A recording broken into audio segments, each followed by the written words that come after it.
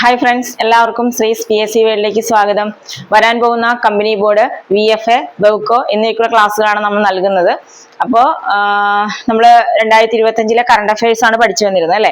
ജനുവരി, ഫെബ്രുവരി, March, April, May, June, July വരെയുള്ള നമ്മൾ കഴിഞ്ഞിട്ടുണ്ട്. ഇപ്പോൾ ഓഗസ്റ്റ് മാസത്തിലാണ് പഠിച്ചുകൊണ്ടിരിക്കുന്നത്. ഓക്കെ, അപ്പൊ ഇനി വരുന്ന പരീക്ഷകളിലൊക്കെ തന്നെ കറണ്ട് അഫയേഴ്സിന്റെ പ്രാധാന്യം നിങ്ങൾക്ക് അറിയാം. അപ്പൊ അതനുസരിച്ചിട്ട് പഠിക്കുക കേട്ടോ. അപ്പൊ 2025 ഓഗസ്റ്റിലെ കറണ്ട് അഫയേഴ്സ്. ഓക്കെ, നമുക്ക് സ്റ്റാർട്ട് ചെയ്താലോ. ഒന്നാമത്തെ ക്വസ്റ്റ്യൻ നോക്കിയേ.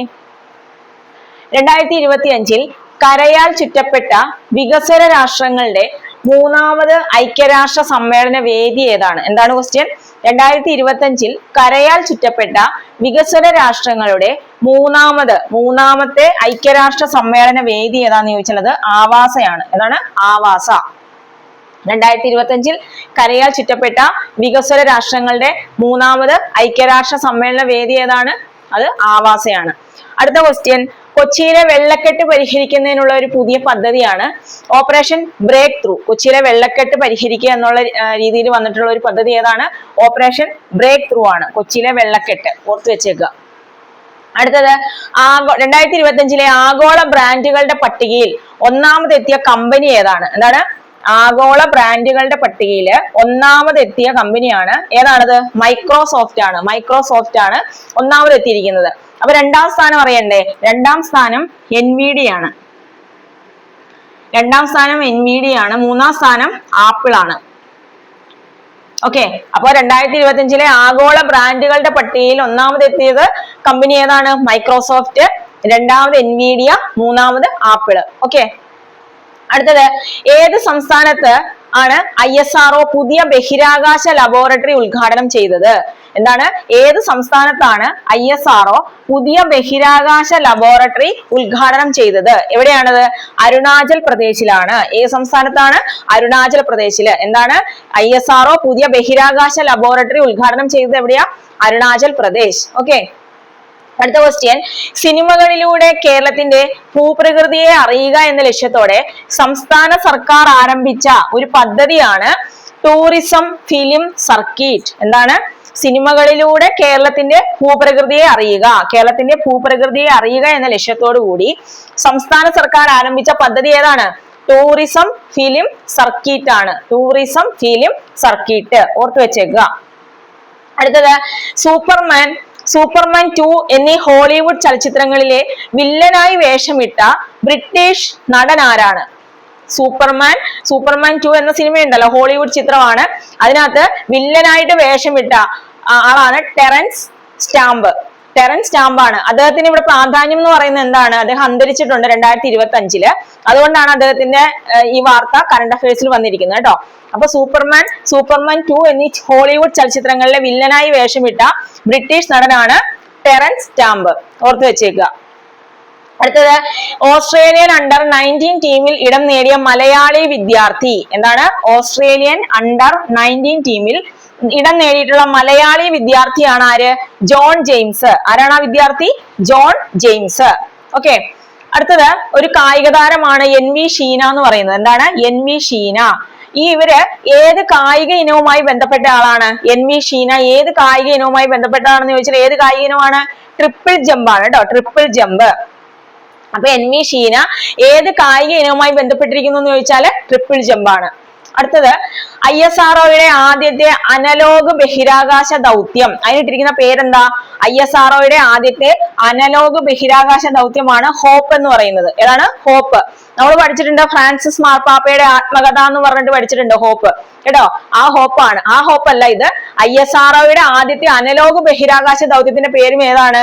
ഹോപ്പ് എന്നുള്ളതാണ്. ഓക്കെ, അടുത്തത്, ലോകത്തിലെ ഏറ്റവും വലിയ വിദ്യാഭ്യാസ പരിപാടി. അതായത് ഈ ഒരു വിദ്യാഭ്യാസ പരിപാടി എന്ന് പറയുന്നത് നമ്മുടെ ഗിന്നസ് റെക്കോർഡിൽ ഇടം നേടിയ ഒരു പരിപാടിയാണ്. അത് നമ്മുടെ ലോകത്തിൽ തന്നെ നമ്മുടെ ഇന്ത്യയിലാണ്. അത് ഏതാണ്? പരീക്ഷാ പേ ചർച്ച എന്നുള്ളൊരു വിദ്യാഭ്യാസ പരിപാടിയാണ്. അപ്പൊ അതാണ് അവിടെ പ്രാധാന്യം നേടിയിട്ടുള്ളത്. കറണ്ട് അഫയേഴ്സിൽ വരാൻ കാരണം പരീക്ഷാ പേ ചർച്ച എന്ന് പറയുന്നത് ഏറ്റവും വലിയൊരു വിദ്യാഭ്യാസ പരിപാടിയാണ്. ഗിന്നസ് റെക്കോർഡിൽ ഇടം നേടിയ പരിപാടിയാണ് കേട്ടോ. ഓർത്തു വെച്ചേക്കുക. ഇനി അമിത്ഷാ 130ാമത് ഭരണഘടനാ ഭേദഗതി ബില്ല്. അതായത് 130ാമത് ഭരണഘടനാ ഭേദഗതി ബില്ല് പാർലമെന്റിൽ അവതരിപ്പിച്ചത് ആരാണ്? നമ്മുടെ അമിത്ഷായാണ്. ആരാണ് അവതരിപ്പിച്ചത്? അമിത്ഷായാണെന്ന് ഓർക്കുക. എന്താണ് 130ാമത് ഭരണഘടനാ ഭേദഗതി ബില്ലിൽ പറയുന്നത്? അതായത് 5 വർഷം വരെ ശിക്ഷ കിട്ടാവുന്ന ഒരു കുറ്റത്തില് നമ്മുടെ പ്രധാനമന്ത്രി ആയിക്കോട്ടെ, ഗവർണർ ആയിക്കോട്ടെ, പ്രസിഡന്റ് ആയിക്കോട്ടെ, മുഖ്യമന്ത്രി ആയിക്കോട്ടെ, അവർക്കൊക്കെ എന്താണ് 1 വർഷമെങ്കിലും തടവിൽ കഴിയണം എന്ന് വ്യവസ്ഥ ചെയ്യുന്ന ബില്ലാണ് ഏത്? 130ാമത് ഭരണഘടനാ ഭേദഗതി ബില്ല്. അത് പാർലമെന്റിൽ അവതരിപ്പിച്ചത് ആരാണ്? അമിത്ഷായാണ് കേട്ടോ. അമിത്ഷായാണ് പാർലമെന്റിൽ അവതരിപ്പിച്ചത്. ഓക്കെ, അടുത്തത് 71ാമത് നാഷണൽ ഫിലിം അവാർഡാണ്. ഇപ്പൊ നമ്മൾ 2026 72ാമത് നാഷണൽ ഫിലിം അവാർഡ് പ്രഖ്യാപിച്ചല്ലോ. ഇത് നമ്മൾ 2025 കറണ്ട് അഫയേഴ്സ് ആയതുകൊണ്ട് ആ സമയത്ത് 71ാമത് നാഷണൽ ഫിലിം അവാർഡാണ്. അപ്പൊ അവിടെ മികച്ച സിനിമ ഏതാന്ന് അറിയണം, നടൻ, നടി, അതൊക്കെ അറിയേണ്ടതായിട്ടുണ്ട്. നമുക്ക് നോക്കാം. അപ്പൊ 2025 കൊടുത്തത് 71ാമത് ദേശീയ ചലച്ചിത്ര അവാർഡാണ്. അതിൽ മികച്ച സിനിമ ഏതാണ്? 12th ഫെയിൽ എന്ന സിനിമയാണ്. ഏതാണ് മികച്ച സിനിമ ആയത്? 12th fail. 12th ഫെയിലിനാണ് മികച്ച സിനിമയ്ക്കുള്ള പുരസ്കാരം ലഭിക്കുന്നത്. ദെൻ മികച്ച നടൻ ആരായിരുന്നു? ഷാരൂഖ് ഖാൻ ആണ്. ഏത് സിനിമയിലെ അഭിനയത്തിനാണ് ഷാരൂഖ് ഖാൻ പുരസ്കാരം ലഭിച്ചത്? ജവാൻ എന്ന സിനിമയിലെ അഭിനയത്തിനാണ്. ജവാൻ. ഓക്കെ, അപ്പൊ 71ാമത് ദേശീയ ചലച്ചിത്ര അവാർഡിൽ മികച്ച നടനായിട്ട് മാറിയത് ഷാരൂഖ് ഖാൻ ആണ്. ജവാൻ എന്ന ചിത്രത്തിലെ അഭിനയത്തിനാണ്. ഇനി വേറൊരാൾക്കും കൂടെ മികച്ച നടനുള്ള പുരസ്കാരമുണ്ട്. അത് വിക്രാന്ത് മാസിക്കാണ്. വിക്രാന്ത് മാസി. അത് ഏത് സിനിമയാണ്? ഈ 12th ഫെയിൽ എന്ന സിനിമയിലെ അഭിനയത്തിനാണ്. ഓക്കെ, അപ്പൊ മികച്ച നടന്മാർ 2 പേർക്ക് കിട്ടി. ഷാരൂഖ് ഖാനും കിട്ടി, വിക്രാന്ത് മാസിക്കും കിട്ടി. ഷാരൂഖ് ഖാന്റെ ചിത്രം ജവാനും വിക്രാന്ത് മാസിയുടെ ചിത്രം 12th ഫെയിലുമാണ്. ഓർത്ത് വെച്ചേക്കുക. ഇനി മികച്ച സംവിധായകൻ ആരാന്നറിയണ്ടേ? മികച്ച സംവിധായകൻ ആരാണ്? സുദീപ്തോ സെൻ ആണ്. മികച്ച സംവിധായകൻ ആരാണ്? സുദീപ്തോ സെൻ ആണ്. കേരള സ്റ്റോറി എന്ന സിനിമയുടെ സംവിധാനത്തിനാണ് സുദീപ്തോ സെന്നിന് പുരസ്കാരം ലഭിക്കുന്നത്. അപ്പൊ മികച്ച സംവിധായകൻ ആരാണ്? സുദീപ്തോ സെൻ ആണ്. ഓക്കെ, അപ്പൊ മികച്ച നടി അറിയണ്ടേ? ആരാണ് മികച്ച നടിയായത്? റാണി മുഖർജിയാണ്. റാണി മുഖർജിയാണ്. ഏതാ സിനിമ ഏതാ?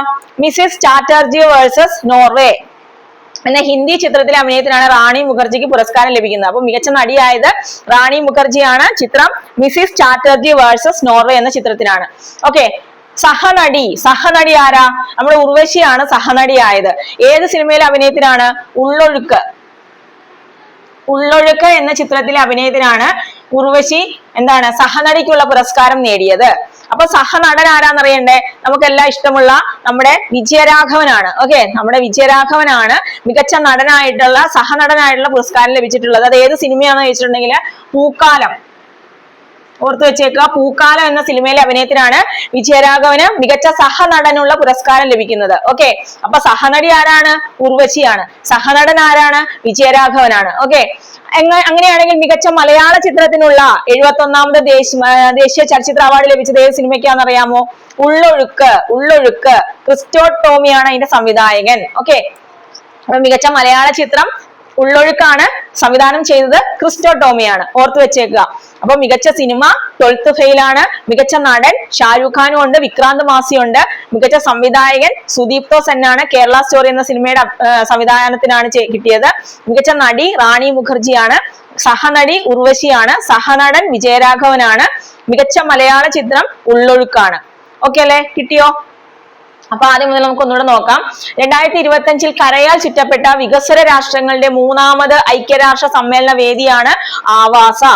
ദെൻ കൊച്ചിയിലെ വെള്ളക്കെട്ട് പരിഹരിക്കുന്നതിനായിട്ടുള്ള ഒരു പദ്ധതിയാണ് ഏത്? ഓപ്പറേഷൻ ബ്രേക്ക് ത്രൂ എന്ന് പറയുന്നത്. ആഗോള ബ്രാൻഡുകളുടെ പട്ടികയിൽ 1ാമത് എത്തിയ കമ്പനിയാണ് മൈക്രോസോഫ്റ്റ്. 2ാം സ്ഥാനത്ത് NVIDIA ഉണ്ട്. 3ാം സ്ഥാനത്ത് ആപ്പിൾ ഉണ്ട്. ഏത് സംസ്ഥാനത്ത് ആണ് ISRO പുതിയ ബഹിരാകാശ ലബോറട്ടറി ഉദ്ഘാടനം ചെയ്തത്? അരുണാചൽ പ്രദേശിലാണ്. സിനിമകളിലൂടെ കേരളത്തിന്റെ ഭൂപ്രകൃതിയെ അറിയുക എന്ന ലക്ഷ്യത്തോടെ സംസ്ഥാന സർക്കാർ ആരംഭിച്ച പദ്ധതി ഏതാ? Tourism film circuit. Okay, Superman അതുപോലെ സൂപ്പർമാൻ 2 എന്നീ ഹോളിവുഡ് ചലച്ചിത്രങ്ങളിലെ വില്ലനായി വേഷമിട്ട ബ്രിട്ടീഷ് നടൻ ആരാണ്? Terence stamp. അദ്ദേഹം 2025 ഓഗസ്റ്റിൽ അന്തരിക്കുകയുണ്ടായി.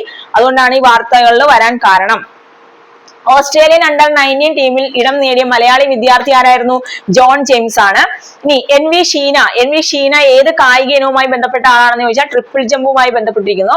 ദെൻ ISROയുടെ ആദ്യ അനലോഗ് ബഹിരാകാശ ദൗത്യമാണ് ഹോപ്പ് എന്ന് പറയുന്നത്. ലോകത്തിലെ ഏറ്റവും വലിയ വിദ്യാഭ്യാസ പരിപാടി ഗിന്നസ് റെക്കോർഡിൽ ഇടം നേടിയതാണ്. അത് ഏതാണ്?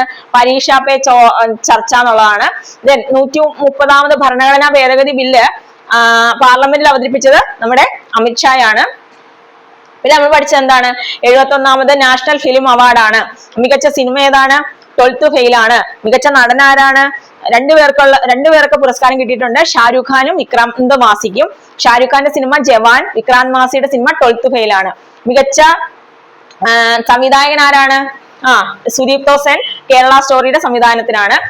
മികച്ച നടി റാണി മുഖർജിയാണ്. സിനിമ ഏതാ? Mrs Chatterjee versus Norway. സഹനടി ഉർവശി ഉള്ളൊഴുക്ക്. സഹനടൻ വിജയരാഘവൻ പൂക്കാലം. മികച്ച മലയാള ചിത്രം ഉള്ളൊഴുക്ക്, സംവിധാനം ചെയ്തത് ക്രിസ്റ്റോ ടോമി. അപ്പൊ ഇത്രയൊന്ന് ഓർത്ത് വെച്ചേക്കുക. അപ്പൊ എല്ലാവരും നന്നായിട്ട് പഠിക്കുക. ക്ലാസ്സുകൾ ഇഷ്ടമായെങ്കിൽ നിങ്ങളുടെ കൂട്ടുകാരിലേക്കൊക്കെ ഒന്ന് എത്തിക്കുക, ലൈക്ക് ചെയ്യുക, കമന്റ് ചെയ്യുക, അതുപോലെ എന്ത് ചെയ്യുക? സബ്സ്ക്രൈബ് ചെയ്യാതെ കാണുന്നവരുണ്ടെങ്കിൽ സബ്സ്ക്രൈബ് ചെയ്യുക. Okay, by.